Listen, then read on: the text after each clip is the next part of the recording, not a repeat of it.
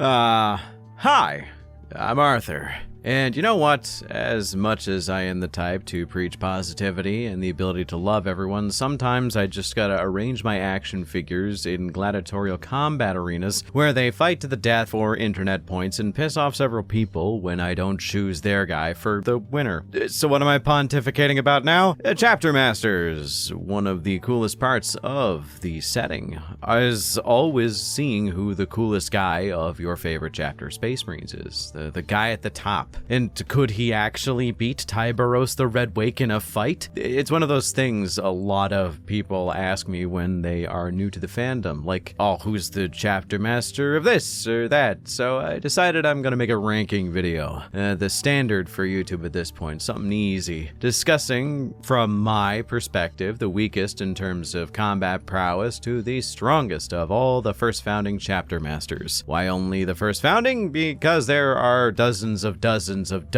chapters out there, and some of them just have a chapter master that is in name only, and I don't want to have a category labeled that name only and have to name them all. I'm lazy, and also I just want to talk about the things that piss people off the most. So I chose the Loyalist first founding, and also it's because the traders don't really have chapter masters. I mean, you could choose someone like Abaddon, Decius, or like Karn, but I guess those count, but not really. So yeah, just to make it simple, we're gonna do weakest to strongest of the 9 Loyalists chapters that are of the first founding in current era. Their chapter master is going to be accompanied by 10 Intercessor Marines in my mind, because some of them are better at delegation than they are anything else, and they're all going to be seeing the same level of marginally favorable conditions. So if they like to sneak a lot, there's going to be underbrush. If they like to do melee, they're going to be able to get into the wide open area that they want. Okay? Okay.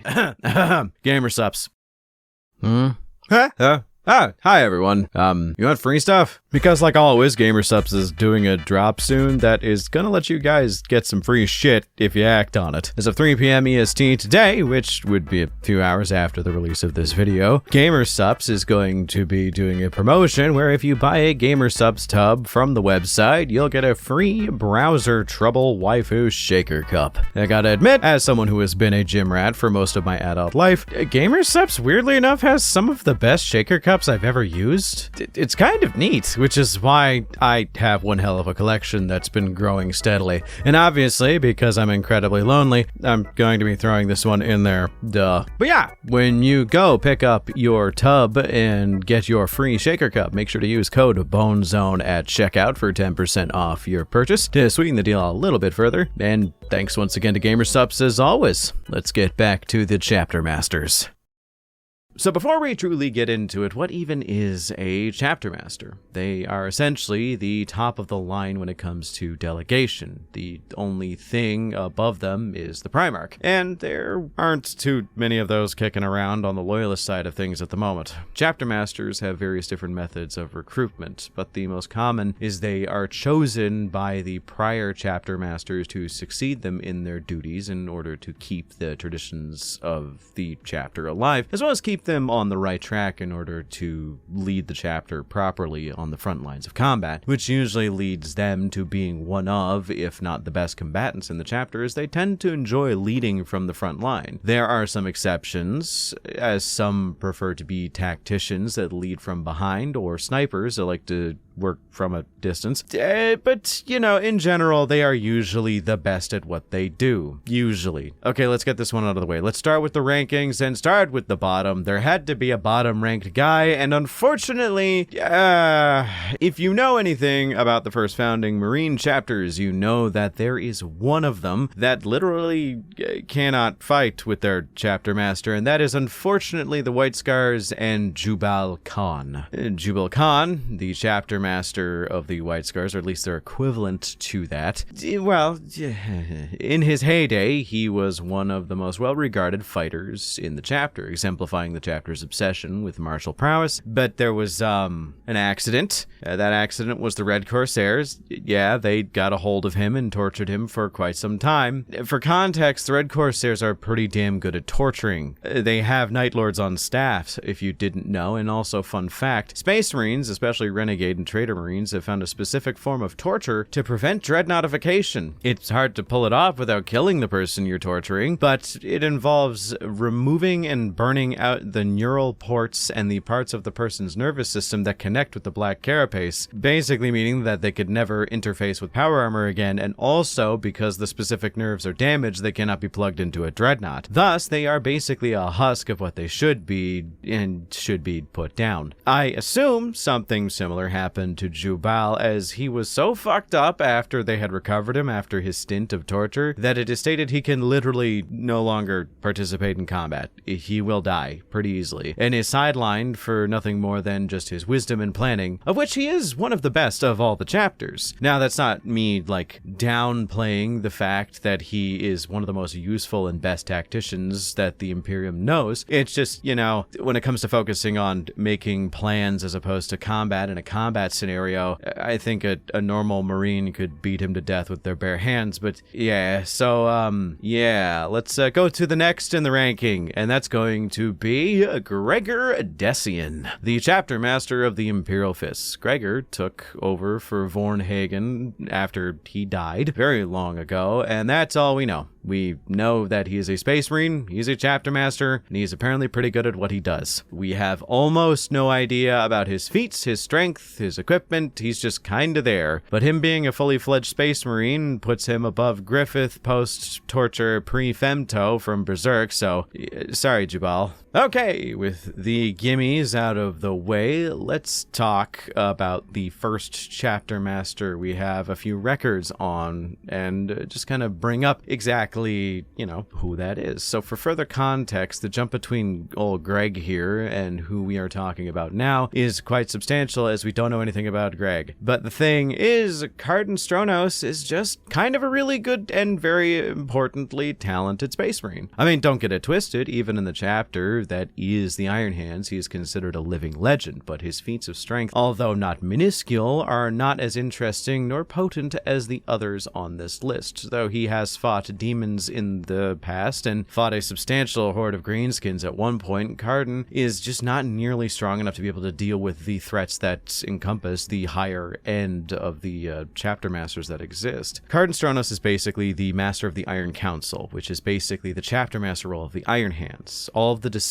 of the Iron Hands are conducted through the Iron Council, and the master of said council is basically the guy that has 1% more sway on any votes that go down, allowing him to veto anyone and show his assent on specific matters. Due to his ruthlessness and ability to conduct himself in warfare, as well as his strategic callous mind, he was able to actually maintain this position for, I think it was going over 300 years now, which is the longest anybody has ever held this position. Though, I will state, even though he is pretty low on the list, don't get it twisted, there is a reason why Kardon Stronos is regarded as a bit of a terror. This man has a kill count in the thousands, and with his panoply of war, consisting of nothing but the finest master-crafted weapons tech, a harness of guns that could melt pretty much anything given any situation, he's kind of there. So I'm just apologizing early for putting him down so low. I just think that his competition was just too steep. I think that there's a bunch of guys that have more sauce than him, essentially. Plus, there is one more person who is above him that has a similar level of artisanal equipment and some impressive laurels to his career, which, comically enough, is the person we are about to talk about now, who's the next in the ranking. So,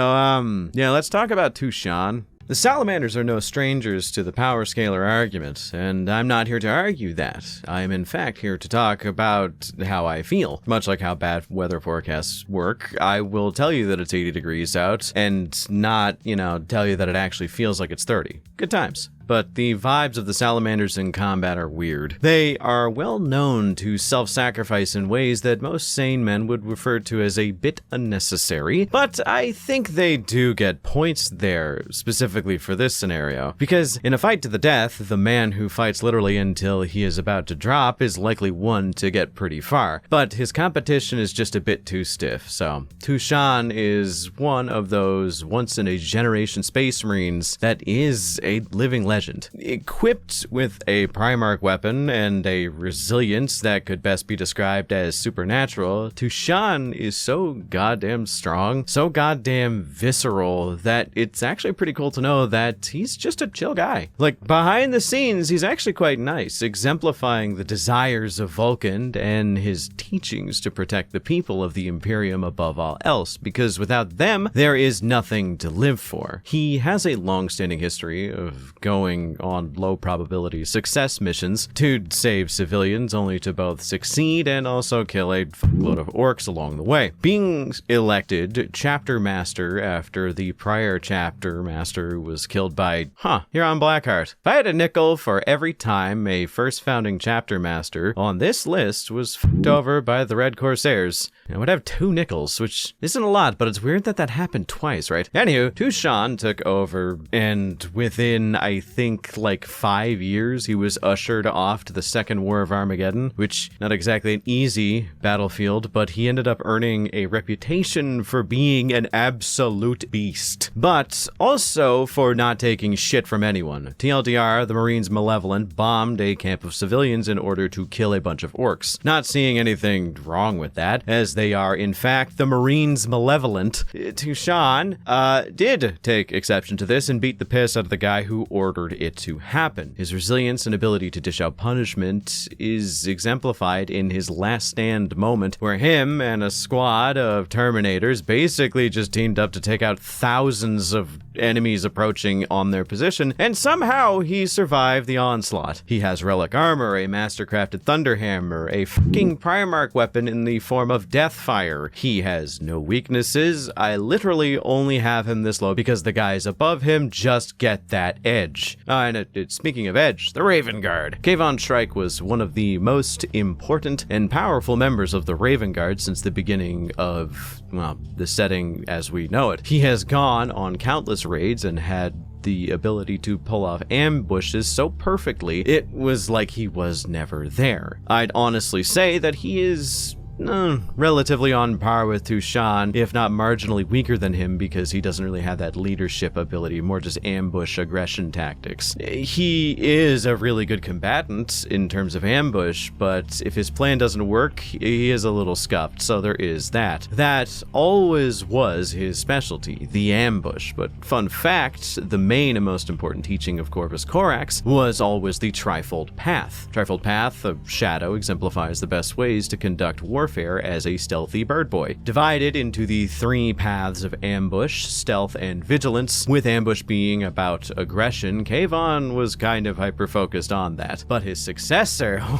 he is actually seen as the perfect representation of what happens when you master and balance all 3. The newly appointed Aethon Shan is a Marine that actually has a pretty well-regarded history in the lore of current-day 40k, being in the Uriel Ventress series, to name one. He has mastered all 3 paths and is both a brilliant warrior, a scholar, and a strategist. Also, his model is cool as tits, and if you didn't know, tits are pretty cool. He is an aggressive and violent fighter, but knows when to use discretion, which is why Kayvon stepped down in order for him to take control, if memory serves me correctly. Aethon is also so stealthy and good at basically becoming invisible on demand that him and a small squad of dudes snuck into a densely occupied area with a bunch of Ultramarines during an invasion, and did it so well that the Ultramarine scout captain, Telion, wasn't even able to notice them until they announced their presence, which is pretty impressive and cool, if I might add. He's equipped with weapons that, although not nearly of the same lineage as Tushan's, it's not about the size of the waves, it's more about the motion of the ocean, if you catch my drift. It's not the weapon sometimes, it's how you use them. And with him, I think he would edge out Tushan just with the sheer level of tactical advantage, hit and run, and being able to make his squad essentially disappear in most settings. So on to the next fella, and this is where the list gets a little dangerous for me, because I know a bunch of you dweebs are clutching your pearls wondering what would be my number 1. Well, I'm here to tell you it's not goddamn Azrael, also lol. Yeah, Azrael is here on the list, a respectable 4th place, because to be completely honest, he is literally just a badass. Everyone above this point point are here because they're not only just really good at what they do, but they are living legends, like badass material to the highest degree. Their gear may be cool, but they are Marines of such superlative records that they are almost impossible to quantify by normal means. Equipped with relic gear out the ass, including something I've only just found out now, which is the Heavenfall swords. Basically, they're master-crafted weapons that came from a meteor that struck the Rock one day, which is the fortress monastery. They created 5 of the greatest swords the Dark Angels ever owned, and these are the Heavenfall swords. The greatest of these being the Sword of Secrets, which is what Azrael has. This shit goes hard. Azrael has demonstrated willpower, cunning, resoluteness, and combat effectiveness so bold that not only would him and a squad of boys on average outperform most everybody else, he is actually supernaturally gifted. Being gifted with all the secrets of the Dark Angels, he has a plethora of Dark Age of Technology era weapons that he could use at any moment if he so much as just asks for it. He has the edge in terms of weird strats. He has been able to even fight off some very weird psychic phenomena just through willpower alone.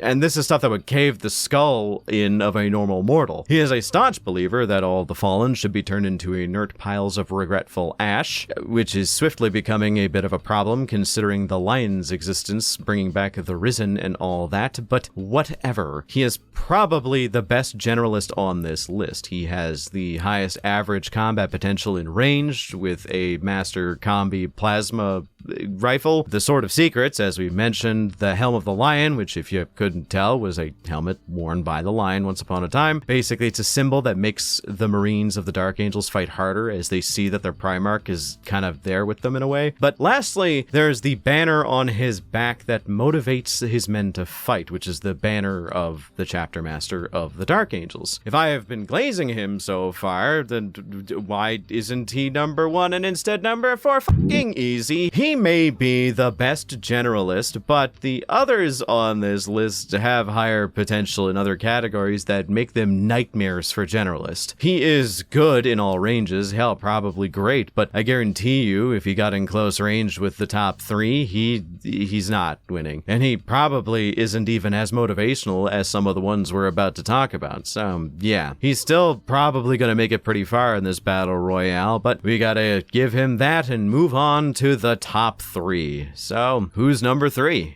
Top 3 time. And if you know who's left, you gotta admit, this is literally the only top 3 that could have existed of this list. Basically, across the board, the next 3 guys I'm going to mention are considered the strongest and best of pretty much all of the chapter masters in the setting. Yes, even Asterion Malak and even Tyberos the Big Fish. No matter how this list goes, people are going to be annoyed, so I might as well just get it out of the way now. So, starting off with the most experience out of everybody on this list, the most fame and the largest burden, we got the one and only Commander Dante. Yeah, feel free to be angry in the comments, but Commander Dante is still one of the strongest and most well-respected Marines in the setting. Being the oldest living non-dreadnought Marine as well, Dante is equipped with the best equipment, the best gear, and the best, I guess, everything in a chapter known for going a bit extra on artisanalifying their gear. Also, shout out to the mastercrafted Super Inferno pistol he has, because I don't know, I just like the idea of having that as your like sidearm. You just, oh, you thought you were safe because you got inside of a Rhino or a Land Raider. Well, whoopsie poopsie, call an ambulance, but not for me. You know, just in case you wanted to turn something into a pile of molten slag. But the thing is, he is so volatilely fast as well and quick to adjust to any situation that in most combat scenarios he would usually win. Like during the devastation of Baal, he was running on no sleep for weeks, barely any food, had sustained a fuckload of major injuries already, and still was able to eke out a win against a goddamn hive tyrant in single combat.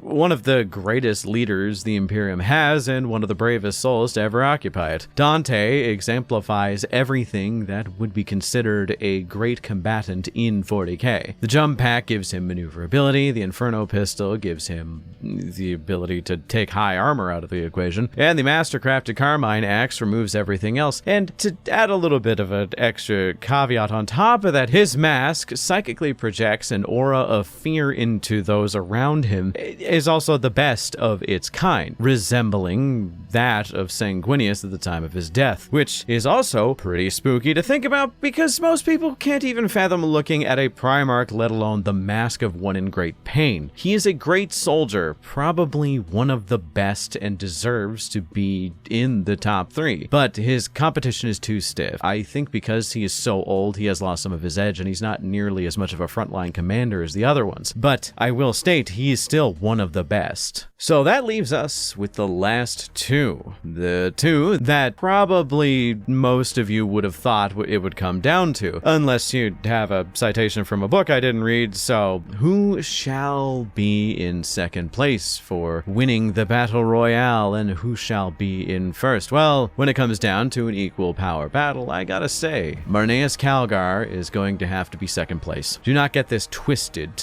in the slightest. Of all the decisions I have made on this list, the spot for first and second place was the hardest to decide. I asked a bunch of other lore scholars, who do you think would win in a fight if they had the stipulations that I gave? And the answer I chose from that is that Marneus Calgar would likely be second place by a marginal fraction of a difference. What can I even say about Marneus Augustus Calgar that hasn't been said before? Bro is a living legend, fought demon princes to a standstill, and has a particularly justified hate boner for Khorne, and thus ripped the head off of a Lord of Skulls at one point with his bare hands. He is the leader of the Ultramarines and is considered the greatest fighter of the ranks outside of, Gilliman. A man old and wise, but not diminished in any way, equipped with the biggest guns, the best armor, and the greatest power fists the Ultramarines can find. Marneus Calgar would lead those 10 men to victory against damn near everyone. He is a tactical genius, and one of the more callous members of the Ultramarines. He is the opposite of what you'd expect from an Ultramarine. He is a soldier first and a politician second, making a lot of hard decisions that make the worlds of Ultramar safer, even if it means public executions. He's one of the greatest soldiers, warriors, and kings to ever exist in the setting, but in the end, I could only give the title of strongest of this group to one man. Nah, calling him a man is a bit of a misnomer, because Logan fuck you, I win Grimnar is one of the most impressive Marines in the history of the setting, stretching as far back to the Great Crusade. He is a rugged knot of an old man, a great wolf. He is the predator of predators, with feats of insane durability and something not many other of his contemporaries can say. Being an almost non-psychic entity, but having the ability to not just resist psychers, but wear them like a condom if he chose so. For f***'s sake, the main antagonist of his faction are the Thousand Sons, and he routinely has been responsible for sending them packing. Another thing that, just for scale's sake, is important to note, he is the only person to have ever been reported to be able to full sprint in Terminator armor, which that's kind of terrifying to think about. He's carrying a Khornate demon weapon he looted from a Khorne champion, and I don't think it's ever brought up that there's a potential that it could corrupt him, because hint hint, it can't. His massive wolfy balls provide a shield from corruption. Having killed Greater Demons, Chaos Lords, fucking Grey Knights? Logan Grimnar is one of the most dangerous men in the setting, with almost no goddamn exception.